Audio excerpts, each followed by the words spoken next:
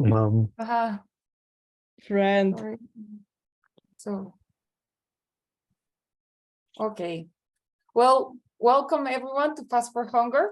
In this movement, we try to send our love to those who are hungry, and specifically our neighbors, and to be with them in this meditation and send all our love, not only in our intentions, but also in actions.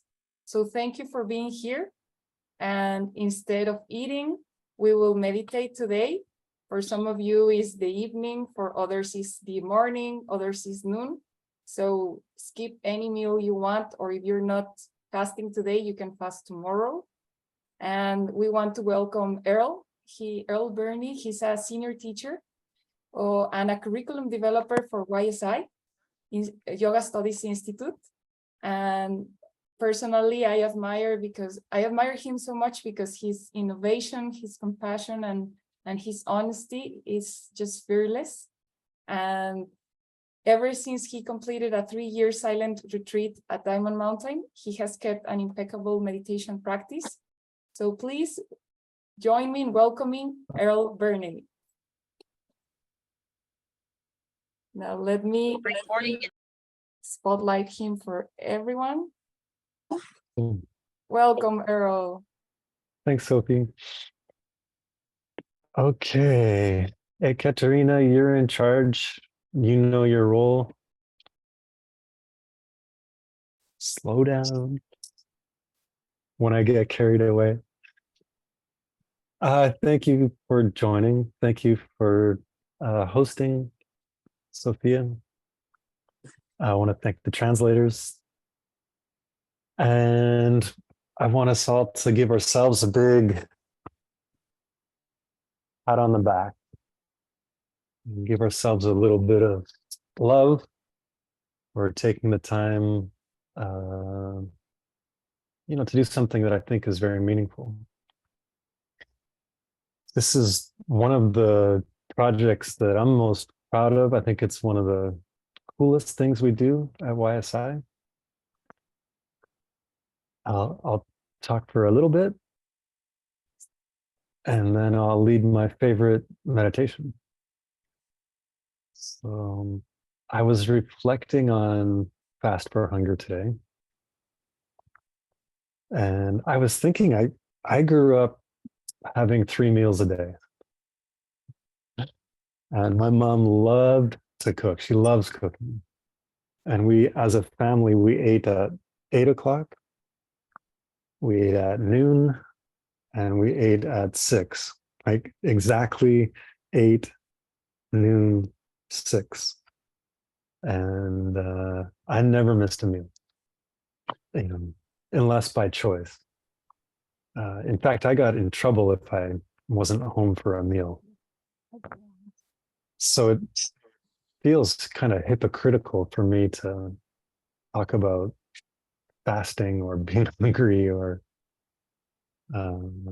that's never been my reality.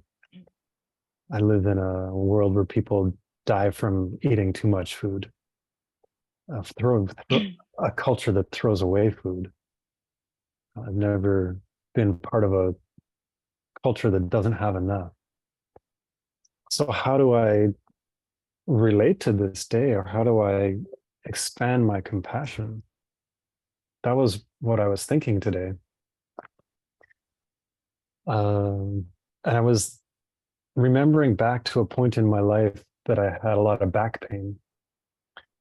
I had nerve pain in my back for a year. And by the end of that year, I couldn't walk. And the pain just got worse and worse. And I started to notice how many other people had back pain. And I started to notice how many back pain clinics there are. Like a very specific place that people go to only for people with back pain. And they were all over the city that I lived in. And I started to have a lot more compassion for people with pain. And so I think in a small way, by fasting or by skipping a meal, it gives us an opportunity to feel that compassion for people that don't have that choice. You know, I have the choice to overeat every meal, but if I skip a meal, then I have an opportunity to have compassion in a more visceral way for people. So that's one way I think that we can expand our compassion. And then the second way is meditation and developing compassion through meditation. And so, you know, we'll combine those two methods today. Some of us will skip a meal. Some of us will fast for the day. But let's also try to develop compassion in meditation. And we'll do it through, I think, what is my favorite meditation Geshe Michael ever taught. I call it Edge of Kindness. And this was something he taught in the Quiet Retreat teachings when he was in 3-year retreat. And he held up a leaf like that. And he said, we were outside, and he said, look at the edge of the leaf, find the edge of the leaf. And behind the leaf was a blue sky. So pretend there's a blue sky behind the leaf. Estoy en clase, pues. And he said, you know, find the very edge where the green meets the blue, or in this case, where the green meets the white. Find the edge. Does that edge have thickness? It must have thickness. We couldn't see a line that didn't have thickness, right? So then there must be a part of the edge that's closer to the outside and a part of the edge that's closer to the inside of the leaf. A part of the edge that's closer to the blue, or part of the edge that's closer to the green. So find the real edge, the outer edge. You know, where the green really meets the white behind me. Well, does that line have thickness? It must, or we wouldn't be able to see it. We can't see a line with no thickness. So then if something has thickness, there must be a outer part and an inner part. So go to the outer part, the real edge, you know, where the green really meets the white. Find that edge. Oh, well, that must have thickness too. So find the outer edge. And we quickly see that there's no such thing. That edge is an idea. The edge of things is a mental image created by our mind. And we can't actually ever definitively find an edge when we go looking for it. And so where's the edge of our kindness? And that's this meditation. So find yourself in a meditation posture.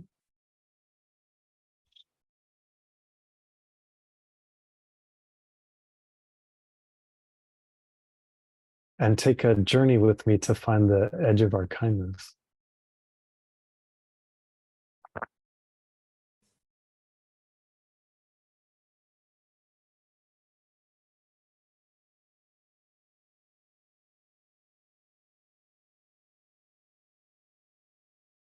can take a last stretch, get rid of any last need for movement, maybe the last sip of water.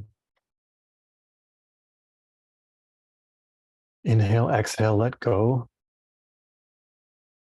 And then happily be present in the present.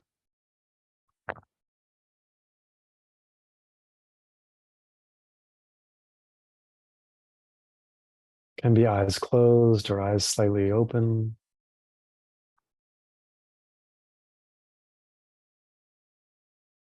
Be aware of your surroundings.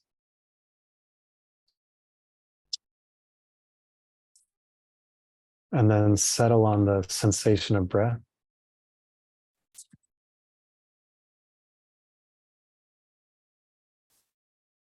Stilling the body to still the mind.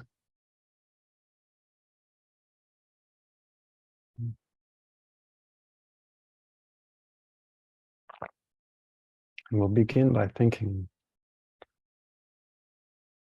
how often it's quite easy to be kind to ourselves.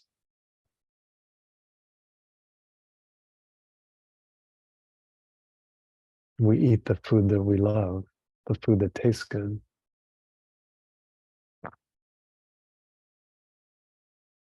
We celebrate with food,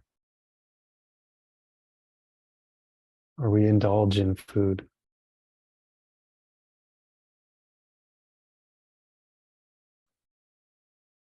And we're kind to our mouth.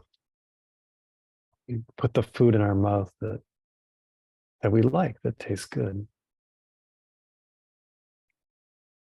Our kindness extends to our taste buds.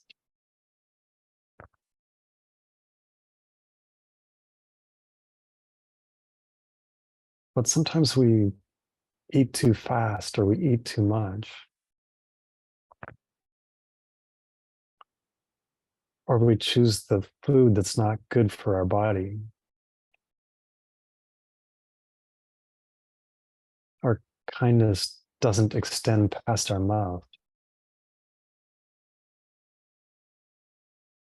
We're kind to our mouth, but unkind to our body.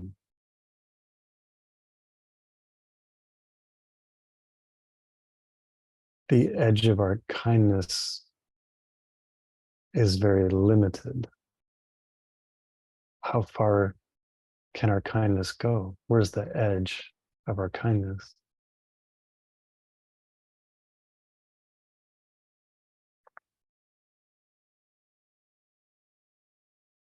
Sometimes we maybe smoke cigarettes or drink alcohol or things we know are bad for us.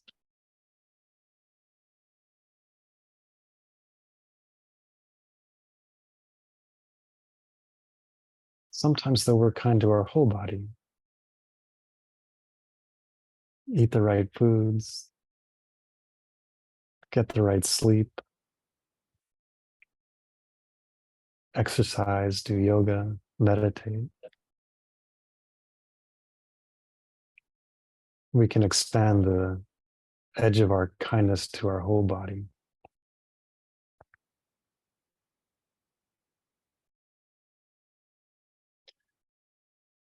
But that kindness doesn't go beyond our skin.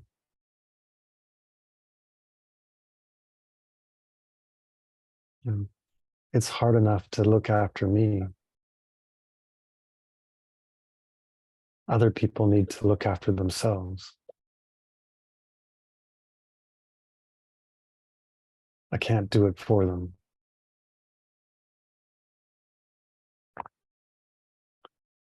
How far does your kindness go?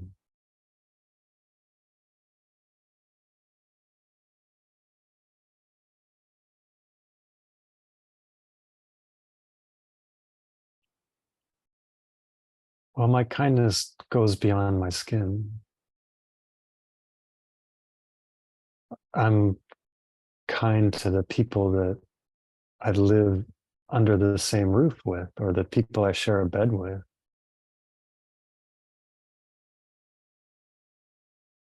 I want them to have nice things.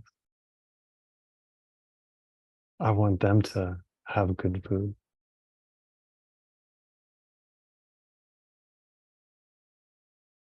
I'm willing to expand the edge of my kindness to those people.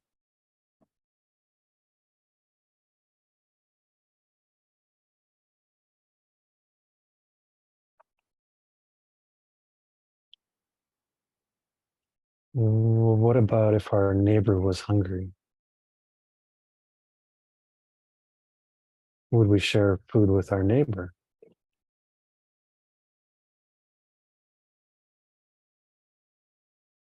Of course. If my neighbor didn't have food, of course I would share.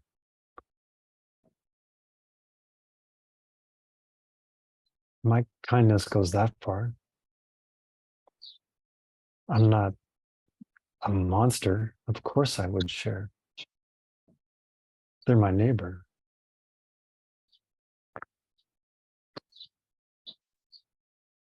Well, what if they lived across the street?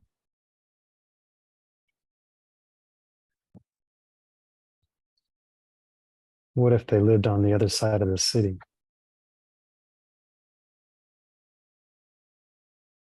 Where's the edge of our kindness?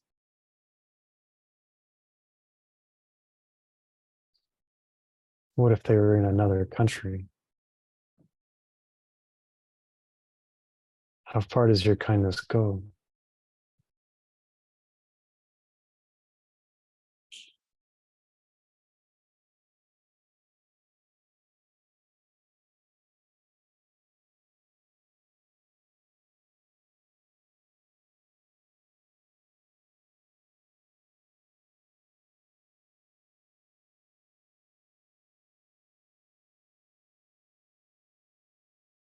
These are the days where everyone is connected on the internet.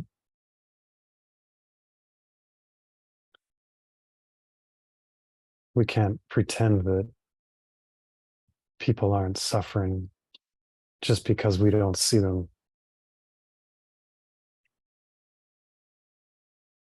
When we walk outside our house,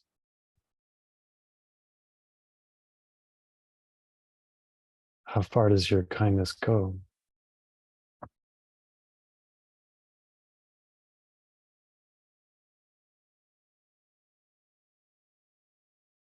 What if there is a car accident outside of your house? Would you run and would you help? Of course. Of course, I would help somebody in an accident.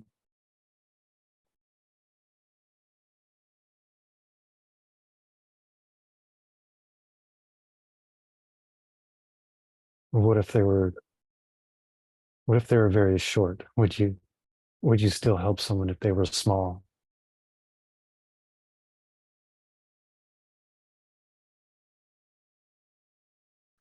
How far does your kindness go? Size doesn't matter. I would help somebody short, somebody small.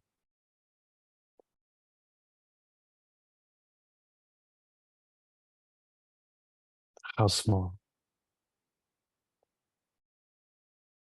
Why do we lose compassion then for mosquitoes or bugs that come into our house?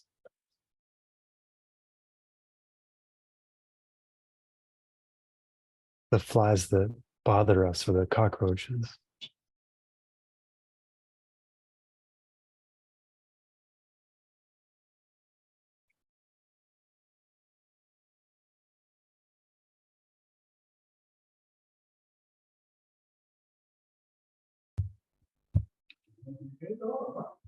What if the person in the car, what if they only had one arm? What if they were missing an arm?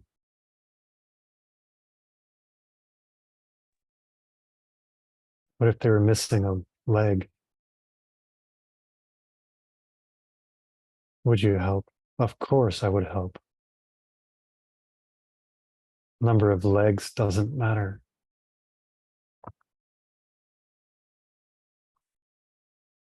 then why do we treat beings with 4 legs so poorly?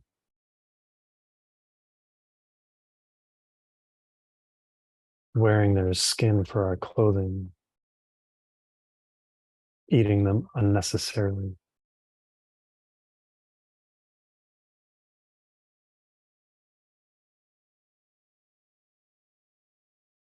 How far does our kindness go?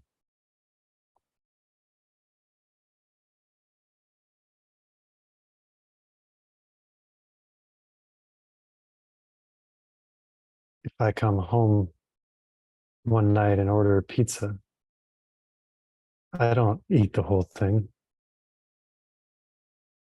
I save some pizza for me tomorrow, because I know I'll be hungry tomorrow. We can extend our kindness to the future.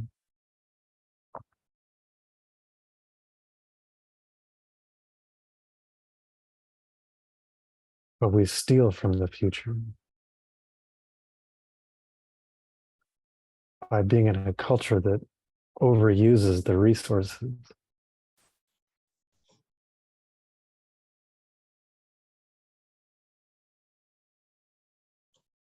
Instead of making sure that people in the future have enough. How far does our kindness go? It feels like too much. What? I'm just one person. I'm just a normal person. Gandhi couldn't stop the wars. Mother Teresa couldn't feed everybody. Those beings were great saints. What do you want me to do?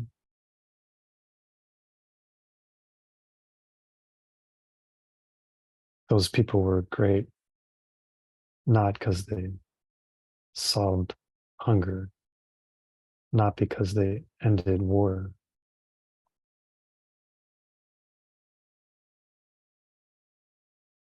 They were great because they erased the edge of their kindness.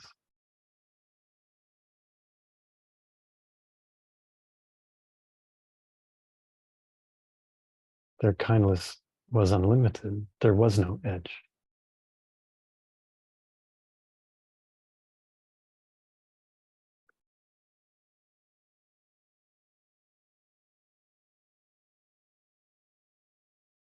The edge of our kindness is an idea.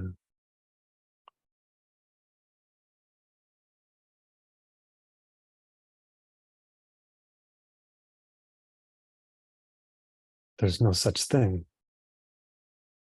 as the edge of our kindness.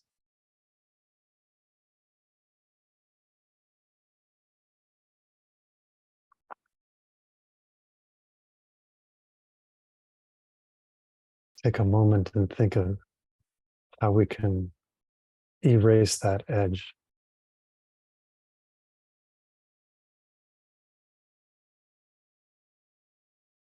Where in our life can we extend out?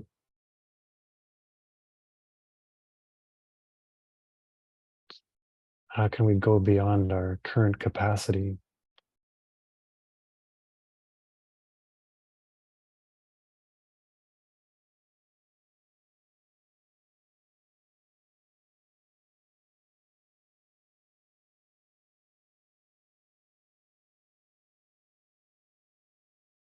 Imagine for a moment what it would be like to be a person that had no edge to their kindness.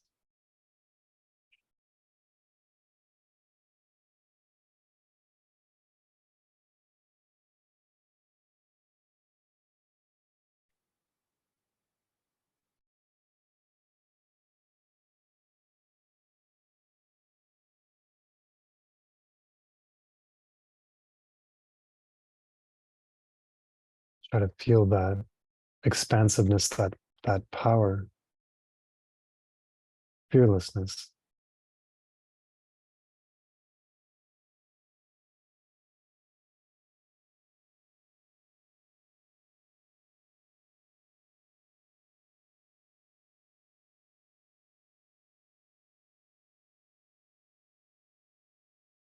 We have that capacity, everyone, each of us.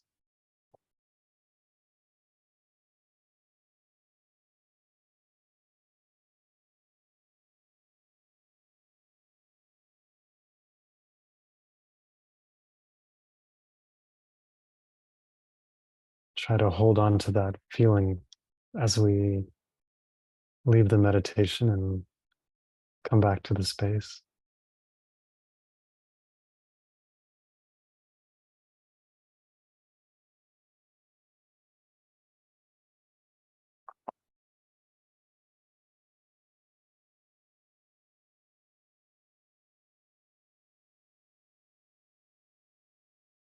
And take a stretch out into that limitless, edgeless expansion.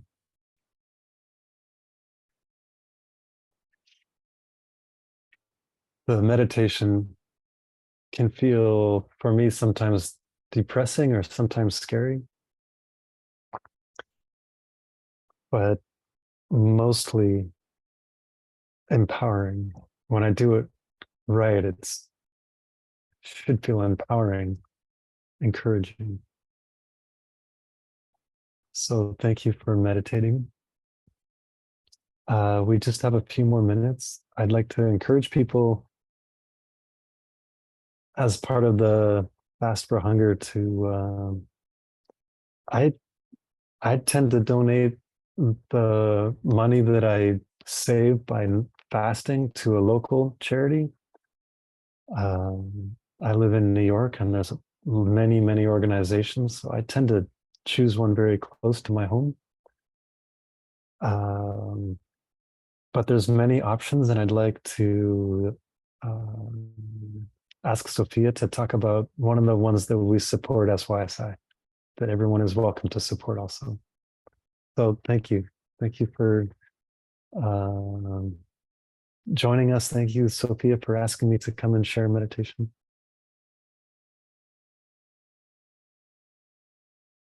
Wow, thank you, Earle. I think all of us felt like at some points we could float just by removing this mental limit, and expanding our love. Thank you so much. And yes, I want to share about a project which is happening, a movement in Guadalajara, where volunteers come together on a monthly basis to prepare and deliver healthy lunches. Let me just share a quick 1-minute video about this beautiful project. And it's called Amor. And the idea is that we prepare these lunches, healthy lunches, and serve it to very vulnerable people. For instance, we have visited hospitals where the relatives of the sick people have been waiting for days, sometimes even months in the streets, because they come from faraway towns to this big hospital, one of the oldest in the country. We have also served lunches to migrants and to single moms at single moms neighborhoods, where most of them were kids who came to eat, and they have a very precarious diet. So it's very beautiful. And we try to set up an intention that like we're feeding all the hungry people in the world while we're doing this. And it's very beautiful. So if you don't have a local project, a hungry relief organization, or you feel connected to this project, maybe you want to support this Damor project for this time. We're having our next service this Saturday, 22nd, July 22nd. So yeah, thank you for letting us present and share about this project, Earle. And to wrap up this session, we want to invite you to take this love, this compassion into action. And here's how you can do it. I'm gonna share right now in the chat the link to a form where we please ask you to report if you were fasting. And don't worry if you're not, if you're eating, please enjoy your meal and dedicate it so everyone could have such a delicious meal. don't stress about it. But if you do our fasting, we would love to map that out so we can know how many of us are fasting with this intention of sending our love. And ideally, also report if you can donate the money that you didn't spend because you're not eating on helping a hunger relief organization. And finally, we invite you to join the next meditation, fast and meditation event, which will be happening on August 16th at noon in New York time. And thank you so much, Earle. Thank you, translators, and all the volunteers who made this event possible. And thank you, all of you, for joining us today. Thank you so much. Have a beautiful day, evening, everyone. Thanks, Sophie. Thank you, translators. Thank you.